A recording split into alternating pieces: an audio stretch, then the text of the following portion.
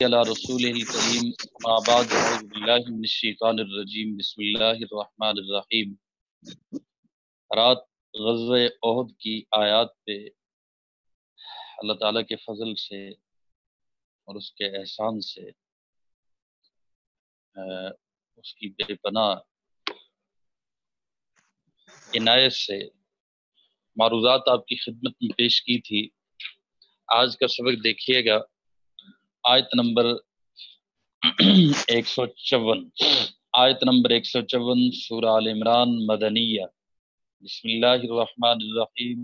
ثم انزل علیکم من بعد الغم امنۃ نعاسا یغشی طائفۃ منکم۔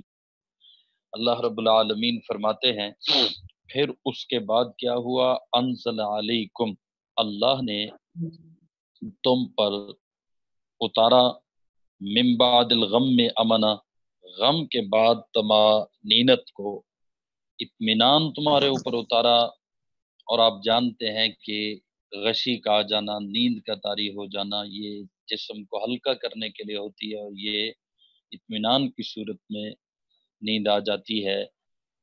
وہ کہتے ہیں نا کتنی تسکین وابستہ ہے تیرے نام کے ساتھ، نیند کانٹوں پہ بھی آ جاتی ہے آرام کے ساتھ، تو یہ اطمینان سے تعلق رکھتی ہے۔ اور آپ یہ بات دیکھیں کہ غم، اللہ پاک یہاں صحابہ کی اندرونی کیفیت بتا رہے ہیں کہ ان کو پیچھے کا غم مم بغم، غم پہ غم، اور یہاں پھر غم کا ذکر کر دیا تو مغموم وہی ہوتے ہیں جو مخلص ہوتے ہیں، وہی کڑتے ہیں کسی تکلیف پہ، اور ان کو اندر کا احساس یہ غمگین کیے رکھتا ہے۔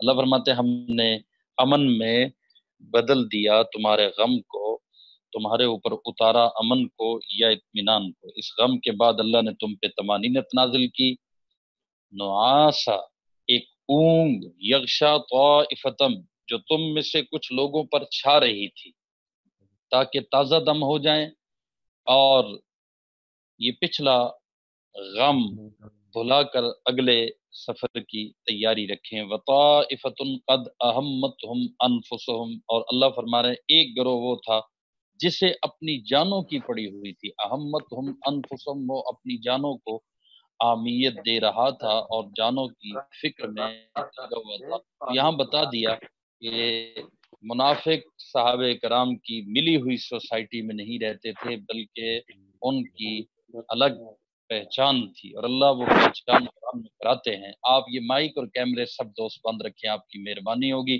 فرمایا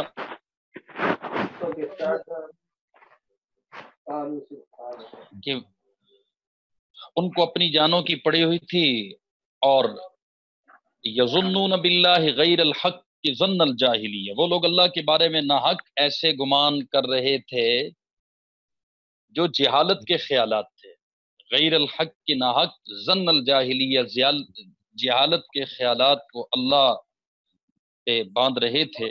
وہ کہہ رہے تھے یقولون هل لنا من الامر من شیء، وہ کہہ رہے تھے کیا ہمیں بھی کوئی اختیار حاصل ہے۔ یہاں وہ اپنا رونا رو رہے تھے، اور جو ان کے اپنے اندر خبث تھا اس کا اظہار کر رہے تھے۔ اختیار ہی کوئی نہیں، ہمارے مشورے کو کوئی اہمیت ہی نہیں دی گئی۔ یا اللہ ان منافقوں کی حالت بیان کر رہے ہیں، یقولون هل لنا، ہمارے لیے من الامر من شیء، کسی معاملے میں کوئی چیز ہے، ہمارے پاس کوئی اختیار ہے؟ تو فرمایا کل ان الامر کلہ للہ، فرمایا کہہ دو اختیار تو تمام تر اللہ کا ہے۔ یخفون فی انفسہم، یہ لوگ اپنے دلوں میں، فرمایا کہ اپنے جیوں میں وہ کچھ چھپاتے ہیں، ما لا یبدون لک، جو آپ کے سامنے ظاہر نہیں کرتے۔ یقولون لو کان لنا من الامر شیء، کہتے ہیں کہ اگر ہمیں بھی کچھ اختیار ہوتا تو ہم یہاں قتل نہ ہوتے۔ اب یہاں وہ خیرخواہ بننے کی کوشش کر رہے ہیں۔ یہاں آپ پیرائے بیان سمجھیں کہ منافق اب یہ کہہ رہے ہیں کہ ہمیں کچھ اختیار ہوتا، ہماری بات مانی جاتی تو اس طرح ہم قتل نہ ہوتے۔ گویا کہ وہ اب خیرخواہی کے انداز میں اپنے آپ کو ان میں شامل کرنا چاہتے ہیں، لیکن رب العالمین ان بدباطنوں کو، خبیثوں کو الگ ہی رکھتا ہے۔ آگے آ رہا ہے لیمیز اللہ الخبیث من الطیب، آگے آیات میں آئے گا۔ فرمایا کہ ما قتلنا ہا ہونا، وہ کہتے ہیں کہ ہمارے لیے اگر کوئی اختیار ہوتا تو ما قتلنا ہا ہونا، ہم یہاں قتل نہ ہوتے۔ آپ کہہ دیجئے، کل کہہ دیجئے، لو کنتم فی بیوتکم، اگر تم اپنے گھروں میں ہوتے، اگر تم اپنے گھروں میں ہوتے، لبرز الذین کتب علیہم القتل الی مضاجعہم، جن کا قتل ہونا مقدر میں لکھا جا چکا تھا، وہ خود باہر نکل کر اپنی قتل گاہوں تک پہنچ جاتے۔ لبرز الذین، ظاہر ہو جاتے وہ لوگ، کتبہ جن کا لکھا گیا ان پر قتل ہونا، الی مضاجعہم، تو وہ نکالے جاتے، کس کی طرف نکلتے؟ وہ خود بخود اپنی قتل گاہوں کی طرف نکلتے۔ ولی ابتلی اللہ ما فی صدورکم، اور اللہ فرماتے یہ سب اس لیے ہوا تاکہ جو کچھ تمہارے سینوں میں اللہ اسے آزمائے۔ ولی ابتلی اللہ ما فی صدورکم ولیمحص ما فی قلوبکم، اور جو کچھ تمہارے دلوں میں اس کا میل کچیل دور کرے، تمحیص کرے۔ واللہ علیم بذات الصدور، اور اللہ دلوں کے بھید خوب جانتا ہے۔ میرے عزیز بھائی اور دوستو، اللہ رب العالمین نے صحابہ کو ہمت بخشی، اور پھر عہد سے جاتے ہوئے کافروں کے پیچھے صحابہ کرام اس اونگ کی وجہ سے اتنا حوصلہ اور تازگی پا چکے تھے کہ تقریباً 10 میل تک ان کا پیچھا کیا، جس کو حمراء الاسد کہتے ہیں۔ ٹھیک ہے جی،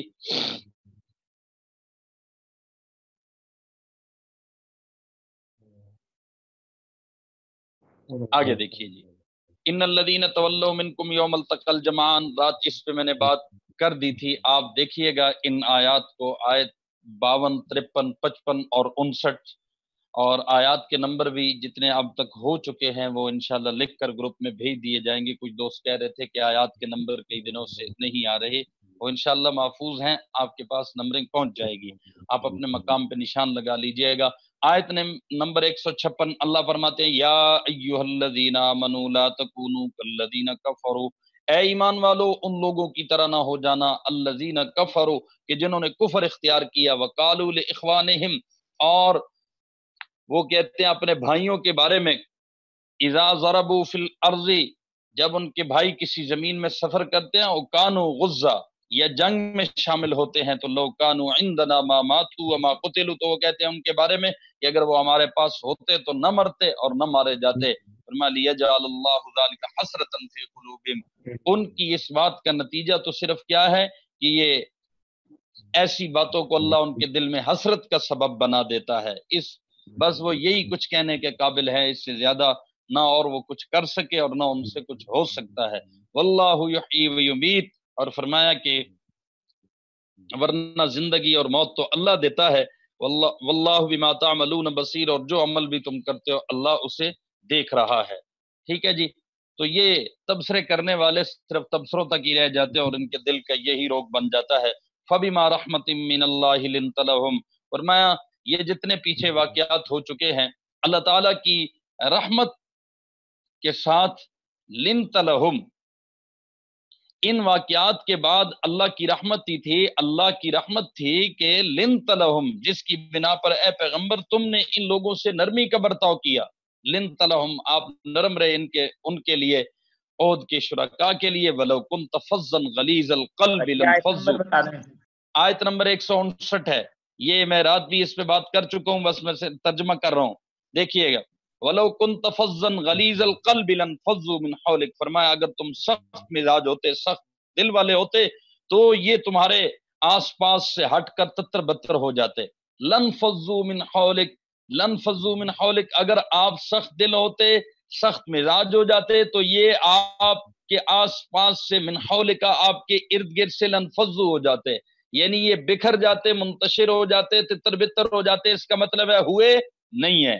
فاعف عنہم، فرمایا آپ ان کو معاف کیجئے، ان کے لیے استغفار کیجئے، رات میں نے بتا دیا تھا اللہ نے خود معاف کر دیا، وَلَقَدْ عَفَا اللَّهُ عَنْكُمْ وَلَقَدْ عَفَا عَنْكُمْ، تو پھر یہاں فاعف عنہم حضور کو کہا جا رہا ہے، اور وَاسْتَغْفِرْ لَهُمْ، کہ آپ ان کے لیے استغفار کیجئے۔ کیا مطلب کہ مغفرت کے دو معنی ہے، ایک مغفرت جنت میں داخلے کے لیے، اور ایک مغفرت جنت میں داخلے کے بعد۔ تو جنت میں داخلے کے لیے مغفرت تو اللہ نے عطا کر دی، اگلے استغفار کا تعلق اس چیز سے ہے کہ کے بعد جنتیوں کو سابقہ کوئی لغزش ہے تو وہ بھی ذہن سے محو کر دی جائے گی، اور اس کی تکلیف بھی ذہن سے اٹھا لی جائے گی، بلا دیا جائے گا، نہ ان کو کوئی اور یاد کرائے گا، نہ خود انہیں وہ یاد ہوگی۔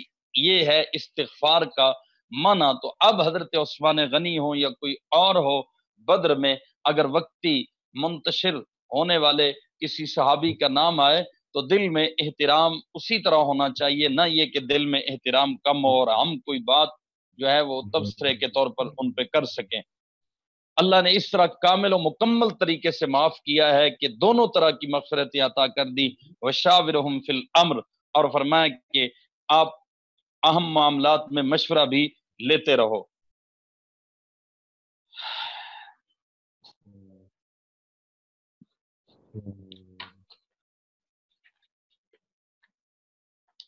अच्छा, मेरे मेरे अजीज भाइयों दोस्तों, देखिए एक बात आपको बताना चाहता था।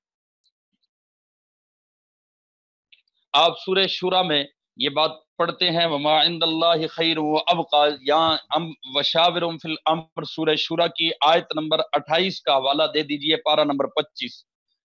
मैं तफसील में नहीं जाता।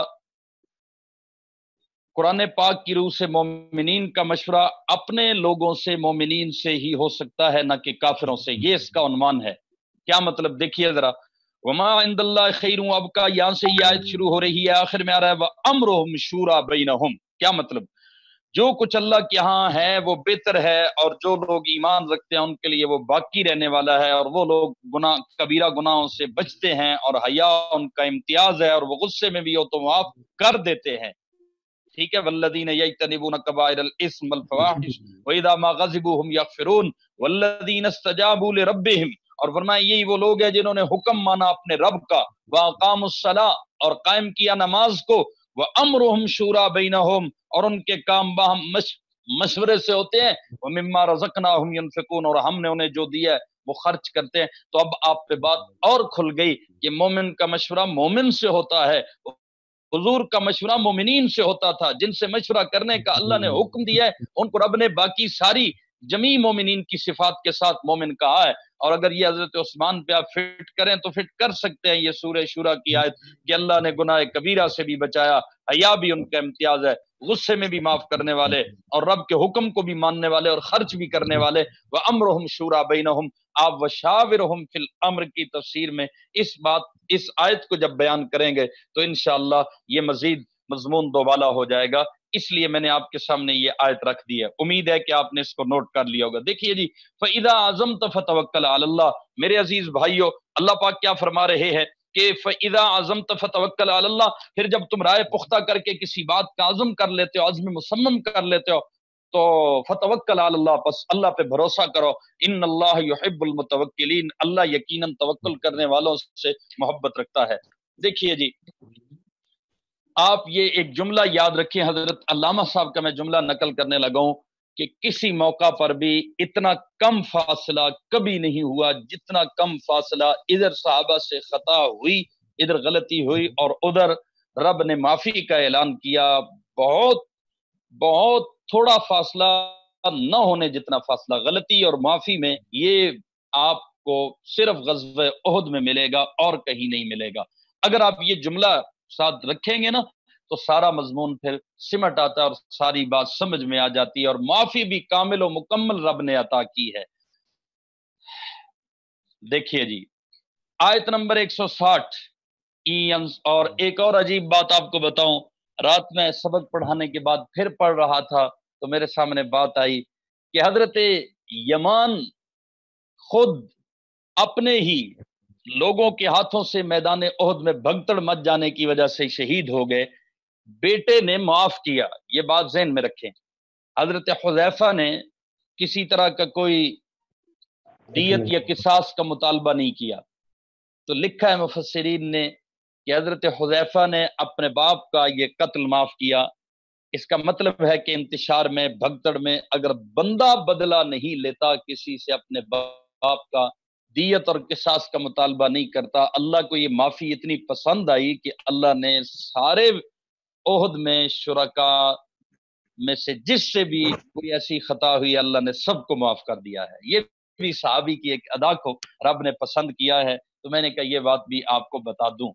देखिए जी, आयत नंबर 160, फला गालिब लकुम, फरमाया اگر اللہ تمہاری، حضرت عثمان غنی پہ میرا دل چاہتا تھا میں بات کروں، پیچھے جو آیات گزری ہے کہ حضرت عثمان غنی کو رب نے جو حضور کی زندگی کی آخری جنگ اور آخری غزوہ تبوک، اس میں حضرت عثمان کو یہ آفاقی اللہ نے خدمت کی توفیق بخشی کہ حضور نے کیا کہا کہ ما ذرہ عثمان بعد عاملہ هذا اليوم، کہ عثمان کو آج کے بعد کوئی کام بھی نقصان نہیں پہنچا سکتا ہے۔ حضرت عثمان کو اس آخری غزوے میں اللہ پاک نے حضور کی طرف سے یہ سند عطا کی ہے جب انہوں نے 200 اپنے لدے ہوئے اونٹ غزوہ تبوک میں پیش کیے۔ حضرت عثمان پہ اعتراض کرنے والے بدبخت کو وہ بخاری شریف کی بات تو نظر آ گئی، حالانکہ وہ ایک مجہول قسم کے آدمی کا اعتراض تھا، اور حضرت عبداللہ ابن عمر نے اس پہ جواب دیا اور حضرت عثمان کی گویا کہ برات کا اظہار کیا۔ تو یہ بات نظر نہیں آتی کہ حدیبیہ کے مقام پہ اللہ نے حضرت عثمان کے ہاتھ کو نبی کریم صلی اللہ علیہ وسلم کا ہاتھ قرار دیا ہے، اور 1400 صحابہ حضرت عثمان غنی پہ اللہ نے شہید ہونے کے لیے تیار کر کے بتا دیے، اور پھر ان پہ اپنی رضا کا اعلان اتارا ہے، لقد رضی اللہ عن المؤمنین اذ یبایعونک تحت الشجرہ۔ تو یہ حضرت عثمان کے بہادر ہونے کی دلیل ہے کہ حضرت عثمان غنی 6 سال کے عرصے کے بعد کافروں سے مذاکرات کے لیے کوئی بھی نہیں گیا، حضرت عثمان غنی کا انتخاب ہوا اور اکیلے بھیجے گئے۔ یہ دیانتدار ہونے کی علامت ہے۔ میں مشق خطابت کورس میں اس پہ بات کر چکا ہوں، مختصر یہ کہتا ہوں کہ مودودی صاحب کو بھی حضرت عثمان غنی پہ اعتراض ہے، اور وہ اپنی باتوں سے جو بات ظاہر کرنا چاہتے ہیں وہ یہی ہے کہ حضرت عثمان غنی معاذ اللہ خائن تھے، اور حضرت عثمان غنی اس طرح بہادر نہ تھے حضرت صدیق اور حضرت فاروق اعظم کی طرف، صدیق اکبر کی طرح، بلکہ بزدل تھے۔ تو بزدل نہ تھے، بہادر تھے، خائن نہ تھے، دیانتدار تھے۔ اس کا ہمارے حضرت علامہ صاحب نے ایک ہی اس صلح حدیبیہ جو حدیبیہ کا مقام ہے اس کے واقعے سے نظیر پیش کر کے دونوں باتوں کا جواب دے دیا کہ حضرت عثمان غنی 6 سال کے بعد 6 ہجری میں، اس سے پہلے تقریباً 6 سال کا عرصہ گزر چکا ہے، یا 5 سال کہہ دیں، جنگیں ہو چکی ہیں، لڑائیاں بدر، احد، اور کافروں کے مسلمانوں نے گھر اجاڑ دی اور بڑے بڑے نامور لوگ مار دیے۔ تو آج پہلی بار یہ مکہ میں داخل ہونا چاہتے ہیں اور مشرکین مکہ داخل نہیں ہونے دے رہے، حدیبیہ کے مقام پہ روک دیا، مذاکرات کے لیے اب بھیجنا ہے۔ حضرت عمر کا نام آیا تو حضرت عمر کہنے لگے یا رسول اللہ مذاکرات نہیں ہوں گے، پھر تو لڑائی ہوگی، پھر تو جنگ ہوگی، مذاکرات کے لیے ایسے شخص کو بھیجیں کہ جس کے وہ مشرکین بھی احسان مند ہوں، اور وہ نام عثمان ہے۔ تو حضرت عثمان غنی کا اس موقع پہ حوصلہ رکھ لینا اور مذاکرات کے لیے تنہا جانا، کوئی کچھ بھی آگے سے کر سکتا ہے، 5 سال کا عرصہ گزر چکا ہے، کوئی کچھ بھی آگے سے کہہ سکتا ہے، حضرت عثمان تنہا گئے۔ اور دوسری بات یہ ہے کہ ساتھ حضور نے بھی کسی کو بھیجنا ضروری نہ سمجھا، تنہائی بھیج دیا۔ تو تنہا حضرت عثمان کا جانا یہ عثمان کی بہادری کی دلیل ہے، اور حضور کا انہیں تنہا بھیجنا یہ عثمان کی دیانتداری کی دلیل ہے کہ حضور کو اتنا اعتماد ہے، ورنہ اتنا عرصہ گزر چکا ہو، اتنا گیپ آ چکا ہو تو مذاکرات کے لیے پورا وفد بھیجا جاتا ہے تاکہ لڑائی بھی نہ ہو، اگر ہو تو یہ بھی پوری جماعت اور وفد ہو، اور آگے سے یہ ہے کہ مذاکرات کے لیے اگر ایک بندہ جائے تو ہو سکتا ہے وہ ان میں جا کے ان کا بن جائے اور ہمارے میں ہمارا ہو، تو ہمیں دوسرا آدمی کون ہوگا بتانے والا جو یہ بتائے کہ ہاں حقیقت کیا ہے؟ تو اس لیے وفد میں 4 5 7 8 10 بندے بھیجے جاتے ہیں۔ حضرت عثمان کو تنہا حضور نے سفیر بنا کے بھیجا ہے، تنہا حضور نے اعتماد کیا ہے، تو یہ حضرت عثمان کی دیانتداری کی دلیل ہے۔ تو میں کہتا ہوں حضرت عثمان اکیلے گئے، پنجابی میں کہتا ہوں حضرت عثمان کلے گئے۔ یہ حضرت عثمان کا اکیلے جانا یہ دلیل ہے کہ حضرت عثمان بہادر بھی تھے، دیانتدار بھی تھے۔ حضرت عثمان کے پیچھے جب خبر مشہور ہوئی تو اللہ نے اپنے محبوب کے ہاتھ کو عثمان کا ہاتھ قرار دیا، اور اس پہ دیکھیں حضور نے ہاتھ رکھا، صحابہ اوپر بیعت کر رہے ہیں، خون عثمان کا موت کی بیعت ہو رہی ہے، اور حضور نے یہاں بھی حضرت عثمان کو شامل رکھا ہے۔ جیسے بدر میں حضرت عثمان بنفس نفیس شریک نہیں تھے، حضرت رقیہ کی تیمارداری میں مصروف تھے، لیکن واپسی پہ میرے اور آپ کے پیارے آقا نے حضرت عثمان کو مال غنیمت میں بدر کے ہر شریک جتنا حصہ عطا کیا۔ تو ہمارے حضرات عجیب بات کہتے ہیں کہ اللہ نے حضرت اسماعیل کو قربان نہیں ہونے دیا لیکن قربانی قبول کی، اور حضرت ابراہیم کو کہا قد صدقت الرؤیا، بالکل یہ نقشہ حضور کی امت میں نظر آتا ہے کہ عثمان غنی بدر میں شریک نہیں ہے اور انہیں بدر کے شریک والا ثواب بھی مل رہا ہے اور مال غنیمت بھی مل رہا ہے۔ یہاں پر بھی حضرت عثمان شریک نہیں ہے، لیکن حضور بیعت کے وقت اپنے ایک ہاتھ پہ بیعت لے رہے ہیں اور دوسرا ہاتھ اپنے ہاتھ پہ رکھ کے کہتے ہیں یہ عثمان کی بھی بیعت ہو گئی اس بات پہ۔ تو سبحان اللہ سبحان اللہ، حضرت عثمان فرماتے ہیں کہ میں نے پھر اپنا ہاتھ جو نبی کریم صلی اللہ علیہ وسلم نے میرا ہاتھ قرار دیا تھا یا میری جگہ پہ اپنے ہاتھ کو رکھا تھا، میں نے پھر اپنے اس ہاتھ کو کبھی سطر کو نہیں چھونے دیا، سطر کو وہ ہاتھ نہیں لگایا ہے۔ حضرت عثمان کو اللہ پاک نے یہ شرف بخشا ہے۔ تو غزوہ تبوک میں اللہ نے جو ان سے خدمت لی ہے اور حضور نے جو ان کے بارے میں اعلان کیا کہ آج کے بعد عثمان کچھ بھی کرے تو اس کے لیے ایڈوانس معافی ہے۔ میرے عزیز بھائیو، یہ ساری باتیں ایسی ہیں کہ جو مومن کے ایمان کو تقویت دیتی ہیں، اور خبیث الفطرت آدمی کو ان باتوں میں بھی کوئی ایسی عظمت اور وقار نظر نہیں آتا ہے۔ یہ اس کی اپنی بدبختی اور بد نصیبی ہے، نامردی اور نامرادی ہے۔ آیت نمبر 160 دیکھیے، اللہ فرماتے ہیں اِن ينصركم اللہ فلا غالب لکم، اور اگر اللہ تمہاری مدد کرے تو فلا غالب لکم، تو کوئی تم پر غالب آنے والا نہیں۔ یہ جو شکست کی وجہ سے غم اور ایک تکلیف تھی اس کا اللہ مداوع کر رہے ہیں۔ وَإِن يَحْزُنْكُمْ، اور اگر وہ تمہیں تنہا چھوڑ دے فَمَنْ ذَا الَّذِي يَنْصُرُكُمْ مِنْ بَعْدِهِ، تو کون ہے جو اس کے بعد تمہاری مدد کرے گا؟ وَعَلَى اللَّهِ فَلْيَتَوَكَّلِ الْمُؤْمِنُونَ، اور مومنوں کو چاہیے کہ وہ اللہ ہی پر بھروسہ رکھیں۔ میرے عزیز بھائیو، یہاں پر بھی اللہ رب العالمین نے صحابہ کی شان اور عظمت بیان کر دی۔ آگے دیکھیے آیت نمبر 161، وَمَا كَانَ لِنَبِيٍّ أَن يَغُلَّ، کسی نبی سے یہ نہیں ہو سکتا، نبی کے لیے مناسب نہیں ہے کہ یہ غلہ وہ خیانت کرے۔ ایک مفسرین نے اس کا معنی یہ کیا ہے کہ جب حضور نے معاف بھی کر دیا، اپنے مشوروں میں شریک بھی کر لیا، ہو سکتا ہے کسی صحابی کے دل میں جائے کہ شاید ہمیں دل سے پوری طرح ویسے معاف نہیں کیا، تو اللہ پاک وضاحت کر رہے ہیں کہ نبی جو ظاہر کرتا ہے وہی نبی کے اندر ہوتا ہے۔ ایک بات تو یہ ہے، اور ایک یہ ہے کہ کچھ لوگوں نے جو منافقین میں تھے انہوں نے یہ بھی خیال ظاہر کرنا شروع کیا کہ مال غنیمت میں شاید حضور اکرم صلی اللہ علیہ وسلم کوئی چیز رکھ لیتے ہیں جس کو وہ چھپانے کے معنی سے تعبیر کرتے تھے۔ اللہ رب العالمین نے یہ وضاحت کر دی وَمَن يَغْلُلْ يَأْتِ بِمَا غَلَّ يَوْمَ الْقِيَامَةِ، اور فرمایا جو کوئی خیانت کرے گا یأتی بما آئے گا وہ قیامت کے دن وہ چیز لے کر آئے گا جو اس نے خیانت کی ہوگی، اسی چیز کے ساتھ آئے گا بما غلہ یوم القیامہ ثم توفی کل نفس ما کسبت، پھر ہر شخص اس کے کیے کا پورا ہر شخص کو بدلہ دیا جائے گا۔ کل نفس ما کسبت، توفی ہوگا، بدلہ پورا دیا جائے گا۔ وہم لا یظلمون، اور کسی پر ظلم نہیں ہوگا۔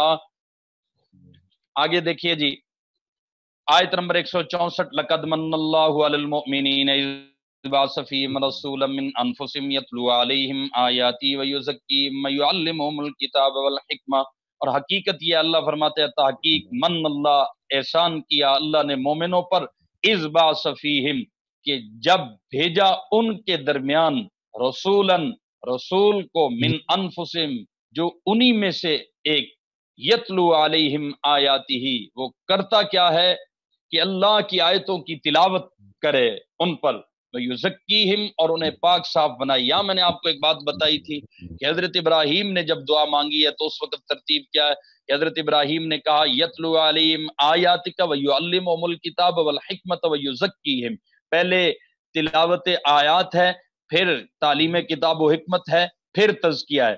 اللہ پاک نے جب حضور کو بھیجا اس وقت تینوں یہ حضرت ابراہیم کی دعائیں قبول کی، لیکن ترتیب تھوڑی سی بدلی۔ وہ کیسے؟ یتلو علیہم آیاتی، تلاوت آیات پہلے نمبر پر ہی ہے جیسے حضرت ابراہیم نے دعا میں مانگا۔ دوسرے نمبر پر حضرت ابراہیم نے مانگا تھا تعلیم کتاب و حکمت، کہ وہ رسول تعلیم کتاب و حکمت کرے۔ اللہ پاک نے تعلیم کتاب و حکمت کو جب حضور کو بھیجا، آپ کو ڈیوٹی یا ذمہ داری سپرد کی، تو تعلیم کتاب و حکمت کو تیسرے نمبر پہ رکھا، تزکیے کو دوسرے نمبر پہ رکھا۔ یہاں نقطہ کیا ہے؟ یہاں نقطہ یہ اللہ یہ بتانا چاہتے ہیں کہ جو حضور سے جڑتا گیا تلاوت آیات اس پہ ہوتی گئی، کلمہ وہ پڑھتا گیا، اب حضور کے ساتھ جڑنے کی برکت سے، فیض کی برکت سے، صحبت کی برکت سے تزکیہ اس کا ہوتا گیا، نیت کی پاکی اور صافی ہوتی گئی۔ باقی رہ گئی بات کہ کتاب و حکمت کی تعلیم اور آگے مسائل اور احکام اور دور تربیت کی غلطیوں کی اصلاح، تو فرمایا وہ ساتھ ساتھ ہوتی رہے گی۔ تو صحابہ کا تزکیہ تعلیم کتاب و حکمت سے پہلے ہوا ہے۔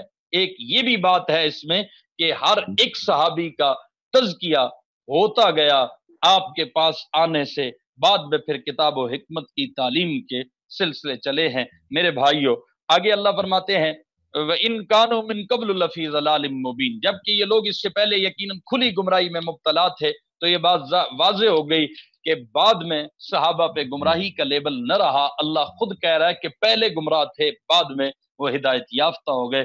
ہم اسی کو کہتے ہیں کہ خود نہ تھے جو راہ پر اوروں کے ہادی بن گئے، کیا نظر تھی جس نے مردوں کو مسیحا کر دیا۔ آگے دیکھیے آیت نمبر 165، اللہ فرماتے ہیں اولما اصابتکم مصیبت قد اصبتم مثلیہ، جب تمہیں ایک ایسی مصیبت پہنچی، جب لما اصابتکم مصیبہ، ایسی مصیبت پہنچی ہے قد اصبتم مثلیہ، جس سے دو گنا، مثلی مثلین، دو مثل، جس سے دو گنا تم دشمن کو پہنچا چکے تھے، تو کل تم انا ہاذا، تو کیا تم ایسے موقع پر یہ کہتے ہو، کہاں تم نے انا ہاذا، یہ کیا ہوا، کہاں سے آ گئی، بطور تعجب کے کہ یہ مصیبت کہاں سے آ گئی۔ اللہ کہتے ہیں کل، کہہ دیجئے ہوا من عند انفسکم، یہ خود تمہاری طرف سے آئی ہے۔ غزوہ احد میں یہ کیا ہوا، تو اللہ کہتے ہیں تمہاری طرف سے۔ آپ جانتے ہیں کہ اس میں تقریباً 3 چیزیں ہمیں ملتی ہیں کہ صحابہ کرام کی طرف سے اللہ جو کہتے ہیں کہ یہ خود تمہاری طرف سے ایسا ہوا ہے اور فتح شکست میں بدلی ہے، تو صحابہ کرام کی طرف سے کیسے؟ اس میں 3 باتیں ہیں، غور سے سنیے گا۔ پہلی بات یہ کہ تیر اندازوں نے جو درا چھوڑ دیا، ظاہر ہے کہ وہ تیر انداز بھی صحابہ کرام تھے، اور اس پر میں رات بات کر چکا ہوں کہ یہ ایک اجتہادی ان کا فیصلہ تھا اور یہ اجتہادی خطا ہو گئی۔ اچھا، باقی وہ یہ نہیں تھا کہ دنیا کی خاطر انہوں نے غزوہ احد لڑاؤ، اس پر بھی میں بات آپ کو رات تفصیل سے عرض کر چکا ہوں کہ ان کے نزدیک مورچہ بندی کا ثواب حاصل کیا جا چکا تھا، اب وہ مال غنیمت اکٹھا کرنے کا اور دشمن کو بالکل میدان سے بھگا دینے کا اور میدان سے صفایا کر دینے کا ثواب بھی لینا چاہتے تھے۔ یہ ان کا ایک اجتہاد تھا، دنیا مقصود نہیں تھی۔ دنیا مقصود ہوتی، جو بدبخت یہ کہے اس کو کہیں کہ صحابہ کرام تو لڑ رہے تھے اور جنگ میں آ چکے تھے، غزوے میں آ چکے تھے، وہ درے سے تیر انداز نہ بھی نیچے اترتے تب بھی مال غنیمت میں ان کو ان کا حصہ قانون کے مطابق ملنا تھا۔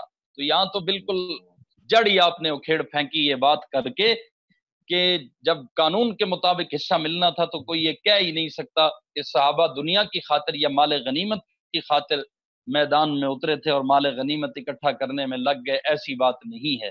مال غنیمت ان کو پھر بھی ملنا تھا اگر وہ اپنے درے پہ رہتے کی وجہ بھی ہو سکتی ہے۔ اور دوسری بات، نبی کریم صلی اللہ علیہ وسلم کی اپنی رائے یہ تھی کہ مدینے میں رہ کر لڑا جائے، کچھ حضرات نے کہا باہر جا کے لڑا جائے، جو کسی وجہ سے بدر میں شریک نہیں تھے یا بدر کا جن کو اور مزہ آیا تھا اور لطف کو دوبالا کرنے کے لیے انہوں نے کہا کہ باہر جا کے لڑتے ہیں، تو اللہ کہتے ہیں کہ یہ بھی باہر نکلنا تمہاری رائے تھی تو اس میں کوئی ایسی حرج کی بات نہیں ہے۔ پھر جب تم نے چاہا والا قد کنتم تمنون الموت من قبل ان تلقوا فقد رأيتموه وانتم تنظرون، تم نے موت کو چاہا، شہادت کو چاہا اور وہ سامنے آ گئی۔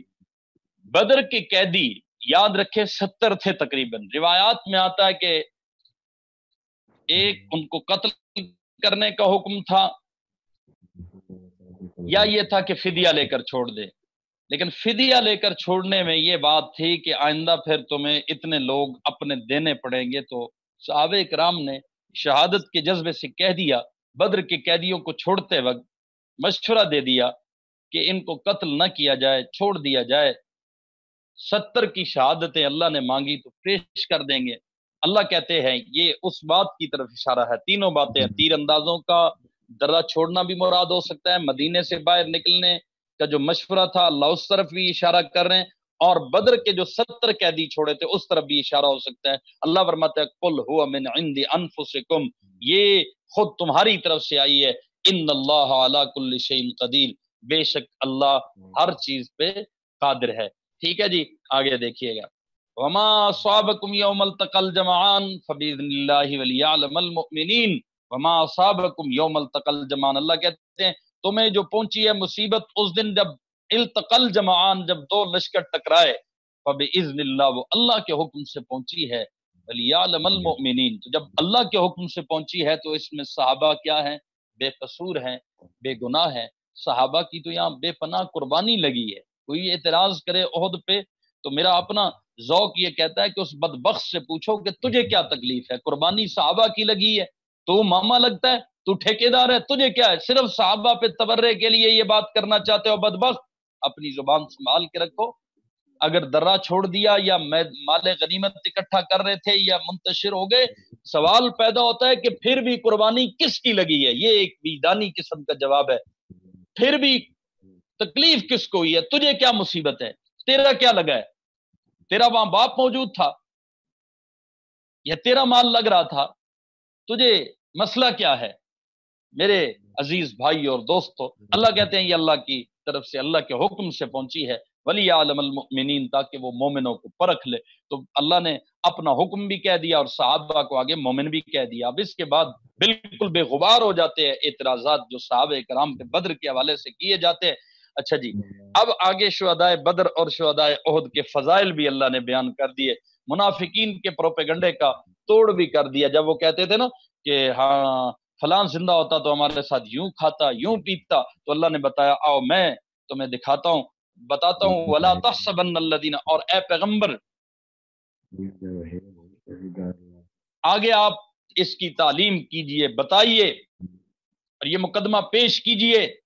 وَلَا تَحْسَبَنَّ، انہیں ہرگز نہ سمجھیے، گمان نہ کیجئے، الَّذِينَ قُتِلُوا فِي سَبِيلِ اللَّهِ، کہ جو اللہ کی راہ میں قتل کیے گئے، کیا نہ سمجھیے؟ امواتا، مردہ مت سمجھیے، بل احیاء، وہ کیا ہیں؟ بلکہ وہ زندہ ہیں. عند ربہم یرزقون، انہیں اپنے رب کے پاس سے رزق ملتا ہے. فرحین، اور فرمایا کہ وہ خوش ہیں، مگن ہیں، کس چیز پر؟ بما آتاہم اللہ من فضلی، اللہ نے ان کو اپنے فضل سے جو کوئی دیا ہے اس پر وہ مگن ہیں، مصروف ہیں، خوش ہیں، مشغول ہیں. یستبشرون بالذین لم یلحقوا بہم من خلفہم، اور فرمایا اور ان کے پیچھے جو لوگ ابھی ان کے ساتھ شہادت میں شامل نہیں ہوئے نا، ان کے بارے میں اس بات پر خوشی مناتے ہیں. یعنی وہ شہید اس بات پہ خوشی مناتے ہیں کن کے متعلق؟ لم یلحقوا بہم من خلفہم، جو ان سے ابھی نہیں ملے، ان سے پیچھے ہیں، نہیں ملے ابھی ان سے شہادت میں. کیا خوشی مناتے ہیں؟ کہ جب وہ شہیدوں سے آ کر ملیں گے تو اللہ خوف نہ علیہم، ان پر کوئی خوف نہ ہوگا، ولا هم يحزنون، اور نہ وہ غمگین ہوں گے.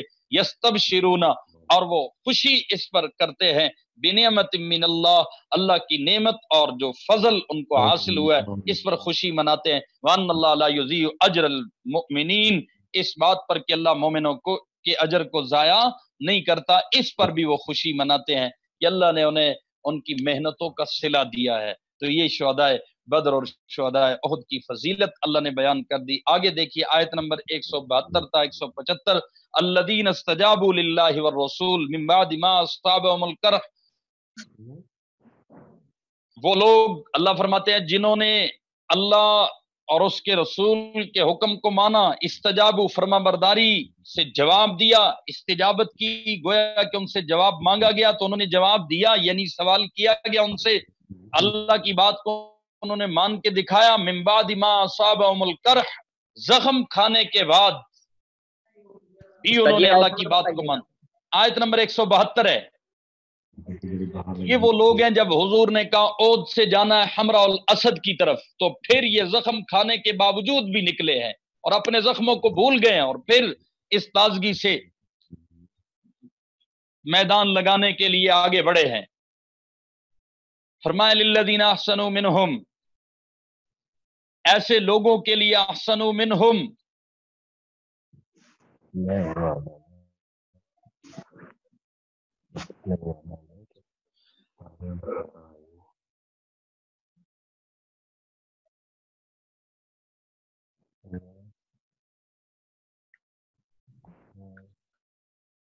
اب فرمایا کہ حمراء الاسد کی طرف جب نبی کریم صلی اللہ علیہ وسلم نے نکلنے کا حکم دیا تو یہ اپنے زخموں کو بھول گئے. اللہ فرما رہے ہیں کہ ان کے لیے کیا ہے؟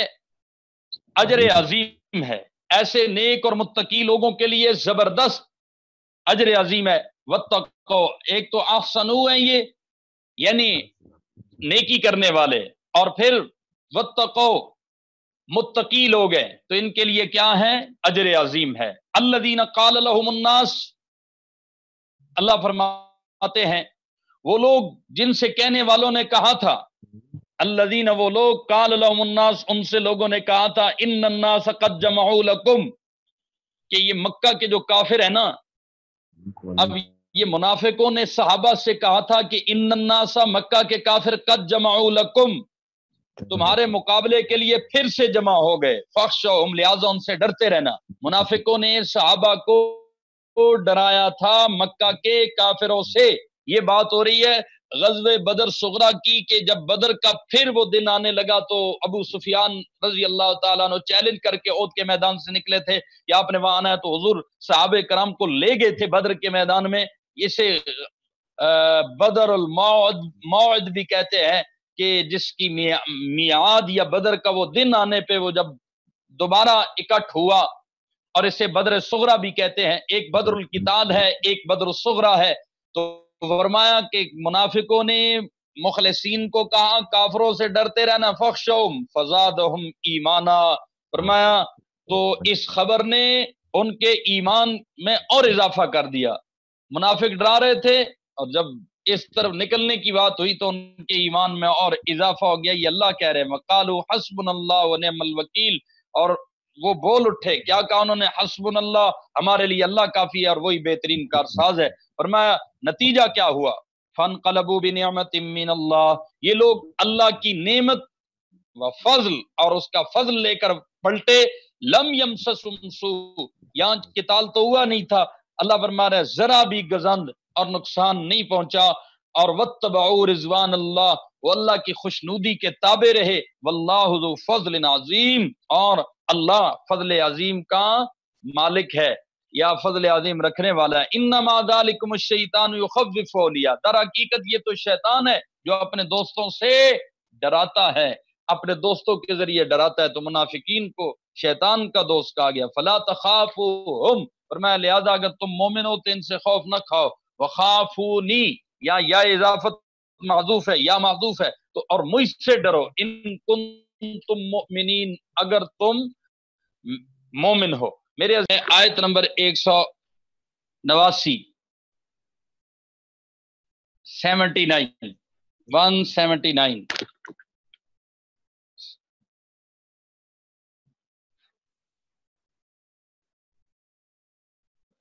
غور کرنا ذرا. اس آیت میں اللہ غزوہ احد میں جو صحابہ کرام کو تکلیفیں آئیں ان کی حکمت بیان کر رہے ہیں کہ تکلیفیں کیوں آئیں، کہ کھوٹے کھرے کی پہچان ہو جائے. اور ایک اور بات بھی روایات میں آتی ہے کہ نبی کریم صلی اللہ علیہ وسلم نے فرمایا، علامہ بیضاوی نے اس کو نقل کیا ہے کہ میری امت میرے سامنے پیش کی گئی، امت ساری کی ساری امت دعوت، اور مجھے علم دیا گیا کون میرے ساتھ ایمان لائے گا اور کون کفر کرے گا. جب یہ منافقوں نے بات سنی حضور اکرم صلی اللہ علیہ وسلم کی تو کہنے لگے اپنے طور پہ کہ دعویٰ تو یہ ہے کہ میں ہر مومن اور ہر کافر کو جانتا ہوں، اور حال یہ ہے کہ ہم ہر وقت کوشش کرتے ہیں کہ ان کے ساتھ رہیں، ہمارا تو علم ہی نہیں ہے. اللہ نے یہ بات کھول دی یہاں پہ. اور آئے دن جو منافق صحابہ کو ستاتے تھے اور ان کی تکلیفوں پہ طرح طرح کی خوشیاں مناتے تھے، اللہ نے معاملہ کھول دیا.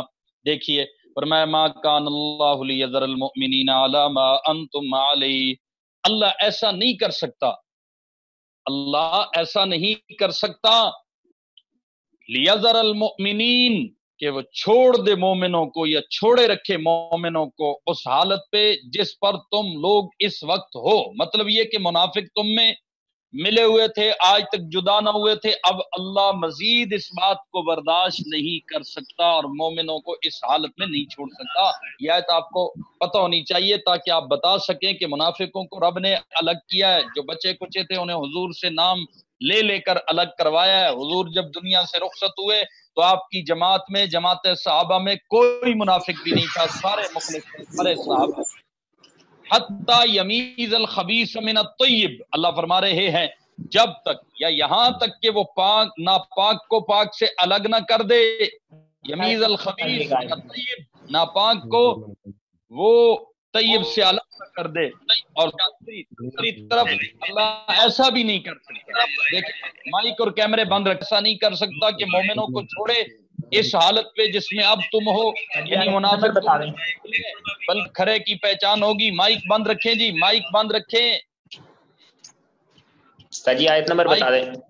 آیت نمبر 189 179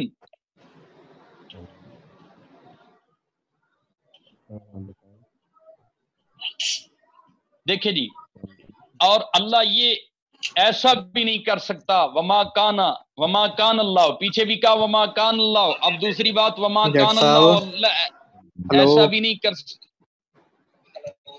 ایسا بھی نہیں M762 بھائی،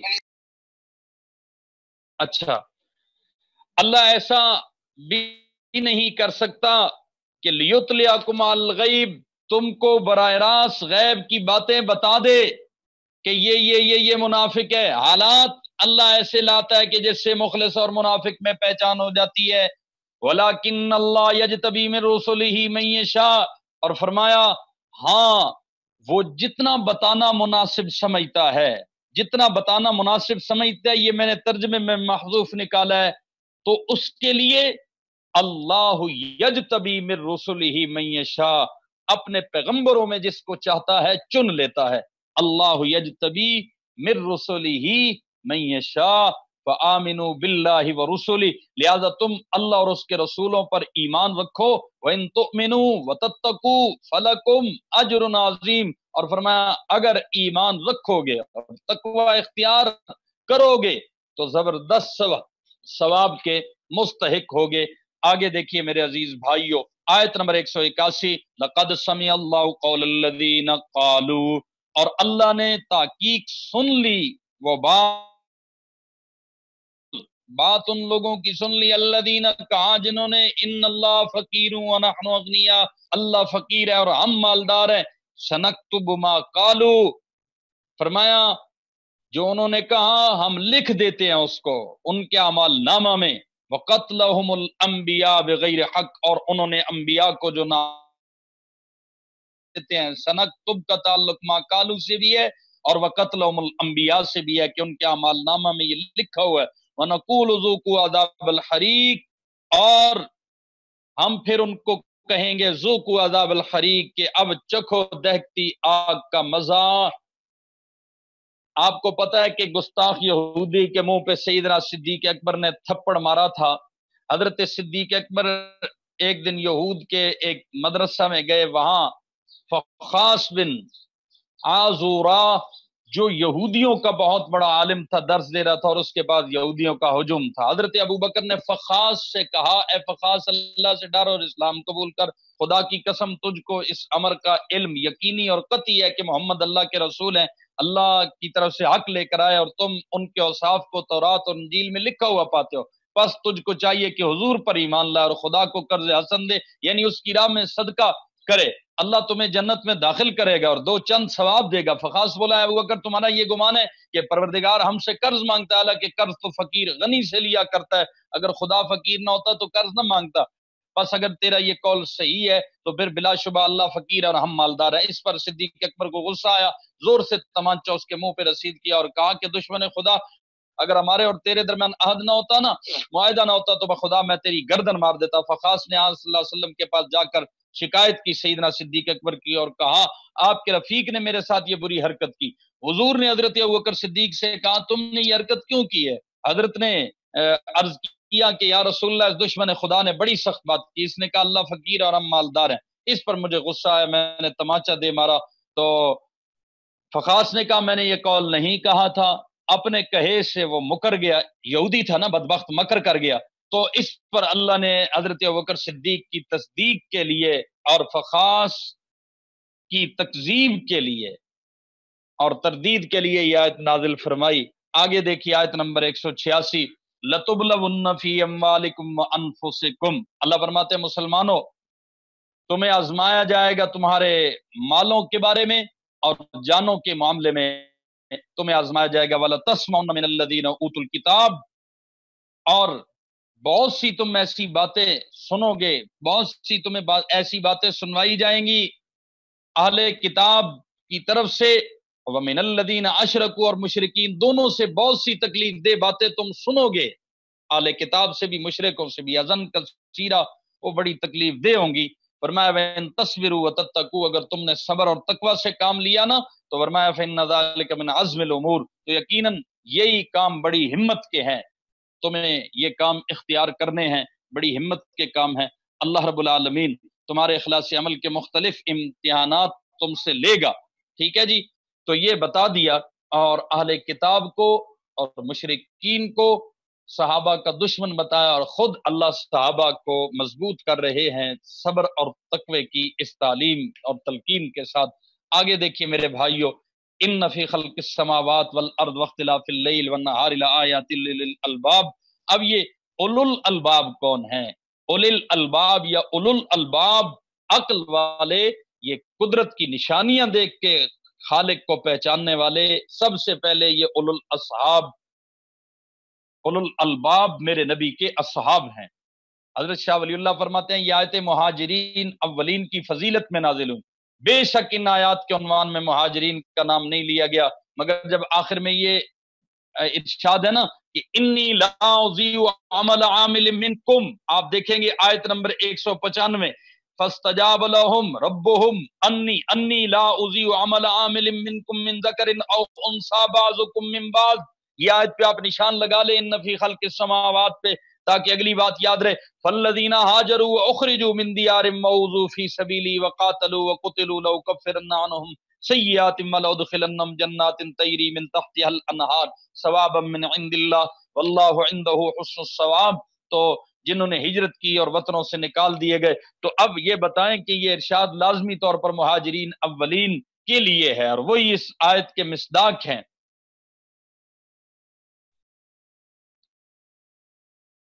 اکبر، تو حضور کے اصحاب اولو الالباب ہیں، قرآن نے جن کو اولو الالباب کہا وہ حضور کے اصحاب ہیں، اور ان آیات کے مصداق یہ صحابہ کرام رضوان اللہ تعالی علیہ مجمعین ہیں، قدرت کی نشانیوں سے خدا کو سمجھنے والے۔ حضرت عمر بن خطاب رضی اللہ تعالی عنہ فرماتے ہیں جو شخص سورہ بقرہ، سورہ نساء اور آل عمران پڑھ لے وہ اللہ کے یہاں دانش مندوں میں شمار ہوتا ہے، اولو الالباب میں۔ نظر و فکر اور غور و غوث کی حقیقت واضح کرنے کے لیے حضرت شاہ صاحب نے کئی یہاں روایتیں بھی بیان کی ہے، حضرت شاہ ولی اللہ صاحب نے۔